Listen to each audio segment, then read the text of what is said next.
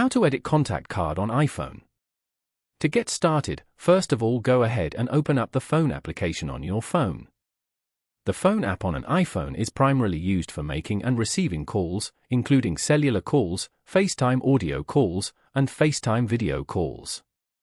It provides features like a keypad for manual number entry, a favorites list for quick access to frequently called contacts, and a recents list for reviewing recent calls. This is your iPhone keypad. On this page, go to the bottom panel and tap on Contacts in the middle. You can find all your contacts over here. Now, tap on your card at the top. Here, you can view and edit your contact information. Go to the top right corner and tap on Edit. You can now change and update your contact card details from here. After that, tap on Done at the top.